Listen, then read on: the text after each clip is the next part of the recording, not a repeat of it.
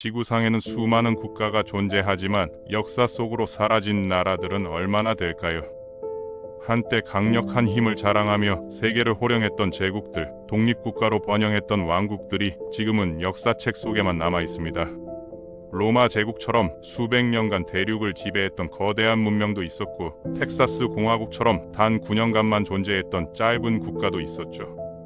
이들은 왜 사라졌을까요? 전쟁, 내부 분열, 경제적 붕괴, 혹은 더 강력한 세력에 흡수되면서 역사의 뒤안길로 물러났습니다. 흥미로운 점은 이들 국가가 완전히 사라진 것이 아니라는 사실입니다. 그들이 남긴 문화, 언어, 법률, 건축물은 지금도 우리 곁에 살아 숨쉬고 있죠.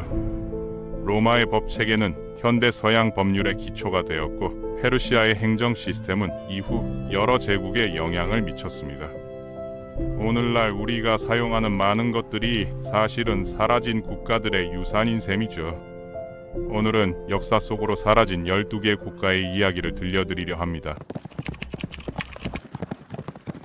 고대 제국부터 20세기 초강대국까지 그들은 어떻게 탄생했고 왜 멸망했는지 살펴보겠습니다. 이들의 흥망성쇠를 통해 우리는 국가의 운명이 얼마나 극적으로 바뀔 수 있는지 알게 될 겁니다. 로마 제국은 고대 역사상 가장 강력했던 문명 중 하나였습니다. 유럽, 북아프리카, 중동에 걸쳐 광대한 영토를 지배했고, 로마법과 도로망, 라틴어를 전파했죠. 제국의 전성기에는 지중해가 사실상 로마의 내나 다름없었습니다. 모든 길은 로마로 통한다는 말이 괜히 나온 게 아니었죠. 하지만 영원할 것 같던 제국도 서서히 쇠퇴하기 시작했습니다. 내부적으로는 정치적 부패와 경제적 어려움이 깊어졌고, 외부에서는 게르만족을 비롯한 야만족의 침입이 계속되었죠. 수도는 로마에서 콘스탄티누노플로 옮겨졌지만 서로마 제국은 결국 476년에 멸망했습니다. 동로마 제국은 비잔틴 제국으로 불리며 1453년까지 1000년을 더 버텼지만 결국 오스만 제국에 함락되며 역사 속으로 사라졌습니다. 마케도니아 제국은 알렉산더 대왕이 건설한 거대한 정복 국가였습니다. 기원전 4세기 20살의 젊은 왕은 그리스에서 출발해 페르시아 제국을 무너뜨리고 이집트를 정복했으며 인도 국경까지 진격했죠. 불과 10여 년 만에 당시 알려진 세계의 대부분을 정복한 겁니다. 그의 원정을 통해 그리스 문화와 철학, 예술이 동방으로 전파되었고 헬레니즘 문명이라는 새로운 문화가 탄생했습니다. 하지만 기원전 323년 33세의 나이로 알렉산더가 갑자기 사망하면서 제국은 급격히 무너졌습니다. 후계자가 명확하지 않았던 탓에 그의 장군들이 제국을 나눠 가졌고, 마케도니아 제국은 여러 왕국으로 분열되었죠. 짧은 수명에도 불구하고 이 제국이 동서양 문화 교류에 미친 영향은 실로 막대했습니다. 페르시아 제국은 여러 왕조를 거쳤지만 가장 유명한 것은 키루스 대왕이 세운 아케메네스 제국입니다. 기원전 6세기에 건국된 이 제국은 발칸반도에서 인더스강 유역까지 뻗쳐 있었죠. 당시로서는 상상할 수 없을 만큼 광대한 영토였습니다. 페르시아 제국의 놀라운 점은 정복한 민족들에게 관용을 베풀었다는 겁니다. 각 지역의 종교와 문화를 존중했고 체계적인 도로망과 우편 시스템을 구축했죠. 중앙 집권적이면서도 효율적인 행정체계는 이후 수많은 제국의 모델이 되었습니다. 하지만 알렉산더 대왕의 침공으로 아케메네스 제국은 무너졌고, 이후 사산 왕조 페르시아가 다시 일어섰다가 이슬람 세력에 정복당했습니다. 그럼에도 페르시아의 문화와 언어, 행정 시스템은 계속 이어졌고 현대 이란에도 그 유산이 남아 있습니다. 신성 로마 제국은 중부 유럽의 느슨한 정치적 연합체였습니다. 962년 오토 1세가 서로마 제국의 유산을 되살린다는 명목으로 세웠죠. 하지만 제국이라는 이름과 달리 실제로는 수백 개의 영주국, 공국, 주교령이 모인 복잡한 구조였습니다. 황제는 선출되었고 실권은 각 지역의 군주들이 쥐고 있었죠. 종교개혁과 30년 전쟁은 이 제국을 더욱 약화시켰습니다. 가톨릭과 개신교 간의 충돌로 제국은 사실상 분열 상태였죠. 결국 나폴레옹이 라인 동맹을 창설하면서 신성 로마 제국은 1806년 공식적으로 해체되었습니다. 1000년 가까이 명맥을 유지했지만 실제로는 통일된 국가라기보다 정치적 상징에 가까웠던 셈이죠. 오스만 제국은 13세기 말 아나톨리아의 작은 투르크 부족에서 시작해 600년간 지속된 거대 제국이었습니다. 1453년 콘스탄티노플을 함락시키며 비잔틴 제국을 멸망시켰고 발칸 반도와 중동, 북아프리카까지 영토를 확장했죠. 16세기 술레이만 대제 시대에는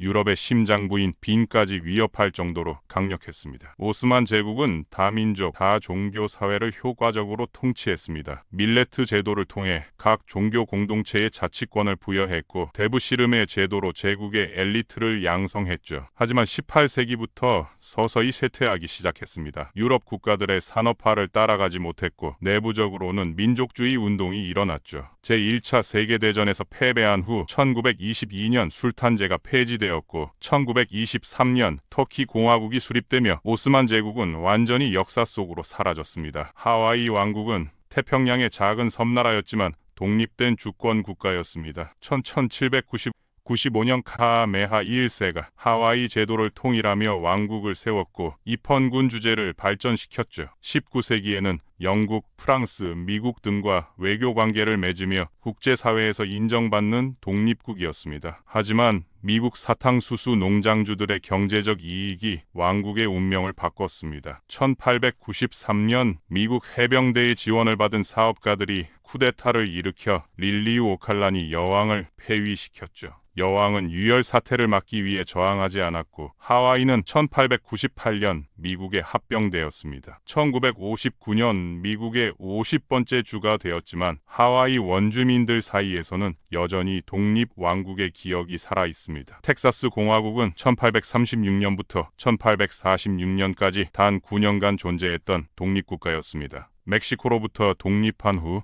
자체 정부와 군대, 화폐를 갖춘 주권 국가였죠. 샘 휴스턴이 초대 대통령이 되었고 텍사스는 유럽 국가들로부터 외교적 승인을 받았습니다. 하지만 독립국가로 살아남기에는 어려움이 많았습니다. 멕시코는 텍사스의 독립을 인정하지 않았고 원주민 부족과의 충돌도 계속되었죠. 경제적, 군사적 어려움 속에서 텍사스 지도부는 미국 합병을 추진했습니다. 1845년 미국의 28번째 주가 되었고 이는 곧 멕시코, 미국 전쟁의 도화선이 되었죠. 짧은 역사였지만 텍사스인들에게 공화국 시절은 여전히 자부심의 원천입니다. 교황령은 이탈리아 중부에서 교황이 직접 통치하던 영토였습니다. 8세기부터 시작된 교황의 세속 권력은 1000년 이상 지속되었죠. 교황은 로마 가톨릭의 영적 지도자인 동시에 세속 군주였기 때문에 교황령은 독특한 신정 국가였습니다. 교황령은 이탈리아와 유럽 정치에서 중요한 역할을 했고 때로는 강대국과 동맹을 맺기도 하고 대립하기도 했습니다. 하지만 19세기 이탈리아 통일 운동은 교황령의 운명을 바꿨습니다. 하나씩 영토가 이탈리아 왕국에 흡수되었고 1870년 로마마저 점령당하면서 교황령은 사실상 종말을 맞았죠. 교황은 바티칸에 갇힌 신세가 되었고 1929년 라테란 조약으로 바티칸 시국이라는 초소형 국가만 남게 되었습니다. 미국 남부연합은 1861년부터 1865년까지 존재했던 분리국가였습니다. 노예제 존속과 주 권리를 주장하며 11개 남부주가 연방에서 탈퇴해 만든 정부였죠. 제퍼슨 데이비스가 대통령이 되었고 미치먼드가 수도가 되었습니다. 남북전쟁 초기에는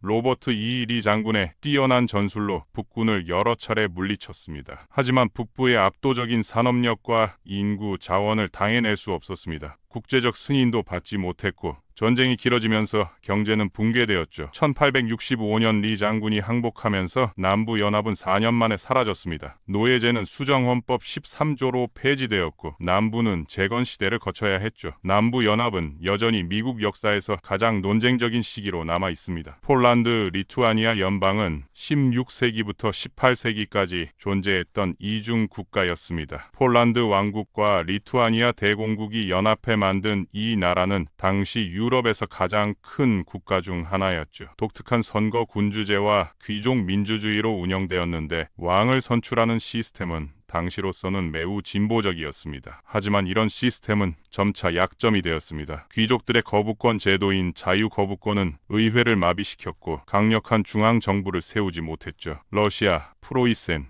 오스트리아는 이를 이용해 18세기 후반 3차례에 걸쳐 폴란드를 분할했습니다. 1795년 마지막 분할로 폴란드는 지도에서 완전히 사라졌고 123년 후인 1918년에야 다시 독립을 찾게 됩니다. 오스트리아 헝가리 제국은 1867년부터 1918년까지 존재했던 이중 군주국이었습니다. 합스부르크 왕가의 프란츠 요제프 1세가 오스트리아 황제이자 헝가리 국왕으로 군림했죠. 중부와 동부 유럽에 걸쳐 수많은 민족을 포함한 다민족 제국이었습니다. 독일인, 헝가리인, 체코인, 슬로바키아인, 폴란드인, 우크라이나인 등 10여 개 민족이 함께 살았죠. 하지만 민족주의의 물결은 제국을 흔들었습니다. 각 민족은 독립이나 자치를 요구했고 제국은 이를 통제하기 어려웠죠. 1914년 사라예보에서 프란츠 페르디난트 대공이 암살당하면서 제1차 세계대전이 터졌습니다. 전쟁에서 패배한 후 1918년 제국은 붕괴되었고 오스트리아, 헝가리, 체코슬로바키아, 유고슬라비아 등 여러 국가로 분열되었습니다. 프로이센은 독일 통일의 핵심이었던 강력한 왕국이었습니다. 군국주의와 엄격한 관료제로 유명했고 비스마르크의 철혈 정책으로 독일을 통일시켰죠. 1871년 독일 제국이 수립되면서 프로이센 왕이 독일 황제가 되었습니다. 프로이센의 군사 전통과 효율적인 행정은 독일 제국의 기반이 되었죠. 제1차 세계대전 패배 후 왕정이 폐지되었지만 프로이센은 바이마르 공화국과 나치 독일 시대에도 명목상 존재했습니다. 하지만 제2차 세계대전 후 연합국은 프로이센을 독일 군국주의의 상징으로 보고 1947년 공식적으로 해체시켰죠. 프로이센의 영토는 독일, 폴란드, 러시아로 나뉘었고 프로이센이라는 이름은 역사 속으로 사라졌습니다. 유고슬라비아는 남슬라브족의 통일국가라는 이상으로 만들어진 나라였습니다. 제1차 세계대전 후 세르비아, 크로아티아, 슬로베니아 왕국으로 출발했고 제2차 세계대전 후에는 요시프 브로즈 티토가 이끄는 사회주의 연방이 되었죠. 티토는 소련으로부터 독립을 유지하며 독자적인 사회주의 노선을 걸어 냉전시대 비동맹 운동을 이끌었습니다. 하지만 1980년 티토가 사망한 후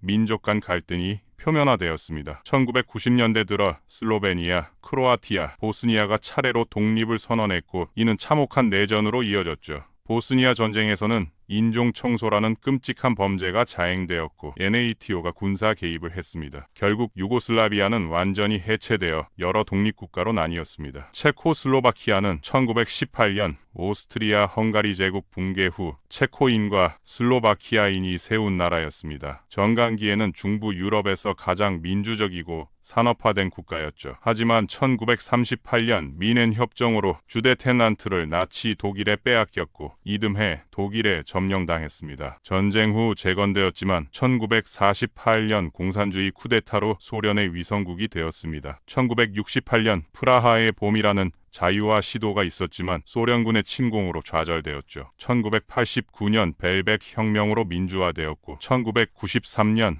체코와 슬로바키아로 평화적으로 분리되었습니다. 유혈 사태 없이 이루어진 분리라 벨벳 이혼이라 불리며 현대사에서 보기 드문 사례로 남았습니다. 소련은 20세기 세계를 양분했던 초강대국이었습니다. 1917년 러시아 혁명으로 탄생해 1922년 공식 출범했고 러시아를 중심으로 15개 공화국이 연방을 이뤘죠. 제2차 세계대전에서 나치 독일을 격퇴하는 데 결정적 역할을 했고 전후 미국과 함께 세계를 양분했습니다. 냉전 시대 내내 미국과 군비 경쟁을 벌였고 우주 개발에서도 앞서 나갔죠. 하지만 경직된 계획 경제와 군비 지출 부담, 아프가니스탄 전쟁 실패는 소련을 약화시켰습니다. 고르바초프의 개혁 정책은 오히려 체제 붕괴를 앞당겼고 1991년 소련은 해체되었습니다. 러시아를 비롯한 15개 독립국이 탄생했고 냉전은 종식되었죠. 역사 속으로 사라진 이 12국가는 각기 다른 이유로 멸망했지만 공통점이 있습니다. 내부의 분열, 경제적 어려움, 외부의 침략, 시대 변화에 대한 적응 실패가 복합적으로 작용했다는 것이죠. 1000년을 지속한 제국도 불과 몇 년 존재한 공화국도 결국 역사의 한 장으로 남았습니다. 그들이 남긴 유산은 지금도 우리 곁에 살아있고 그들의 흥망은 국가의 운명이 얼마나 극적으로 바뀔 수 있는지 보여줍니다. 오늘날 강력해 보이는 국가들도 언젠가는 역사책 속 이야기가 될 수 있다는 교훈을 남기며 이들의 이야기는 계속 우리에게 전해지고 있습니다.